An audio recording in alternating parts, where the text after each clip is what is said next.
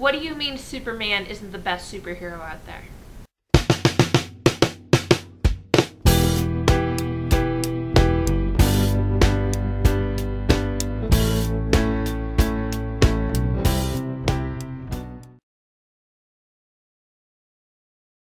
So, as all good nerdy people, I have perused a comic book shop or two. Now, my relationship with comic books is not as intense as most people's who are uber nerdy. I went to the comic book shop during the beginning of New 52 and I got the first Action Comics because I love me Superman, and he originated out of Action Comics, the original #1. So I have the first Justice League, and I wanted some other first, but they were selling out to like that. And I thought, oh, I'll keep reading it, and then I didn't. Comic books are a very expensive habit.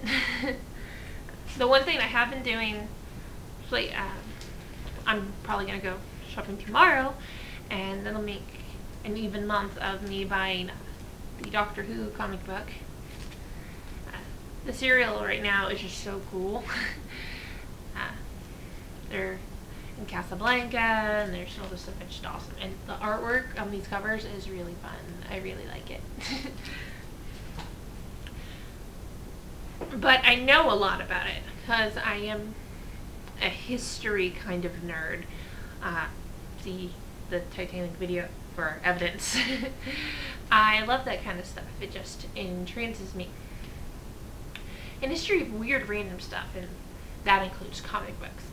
So when I came in to watch the Holy Musical Batman by Team Starkid, I was really excited because I do know my fair share about superheroes.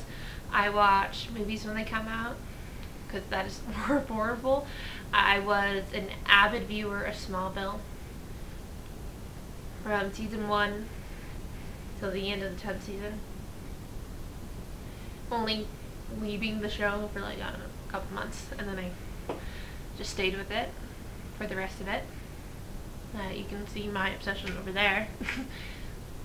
But I really was excited that this Batman musical was coming out, and when I saw the little things in my feed that had, oh my gosh, there's Superman, and it's Aquaman and Green Lantern, and oh my gosh, it's really cool. And I was not disappointed.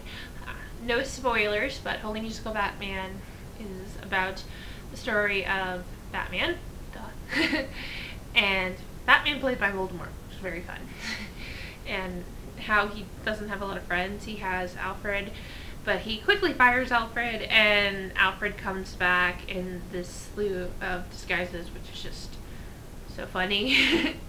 Because Batman is not capable of taking care of himself at all. But he ends up teaming up with Robin. Won't tell you who Robin is, but that was a treat to see who Robin was, and he did fantastic.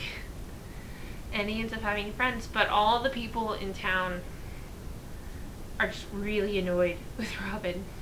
Meanwhile, there's this whole Superman subplot where people are just hating on Superman because he's too perfect or whatever, and everyone loves Batman, which is totally the argument I have to have with people every time I talk about how much I like Superman.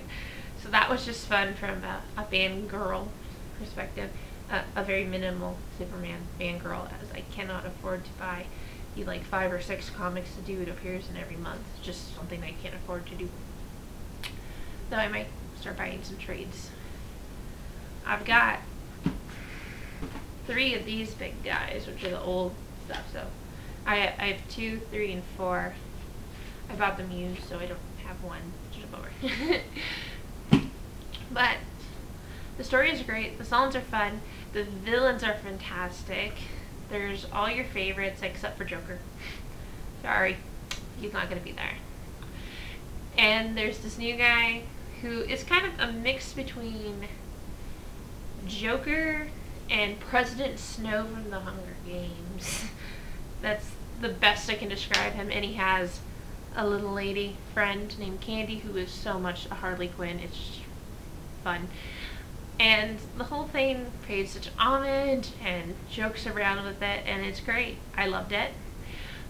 One issue I did have with the musical was There was swearing in there. It was completely unnecessary.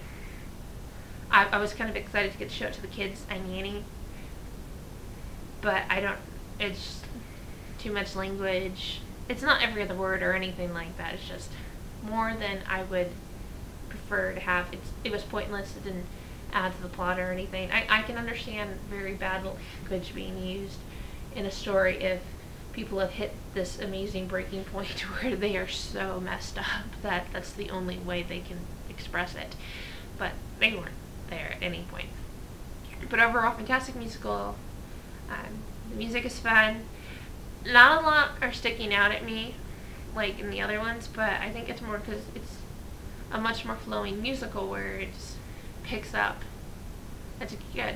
Although the villain song, Rogues Like Me, is fantastic, so that's great.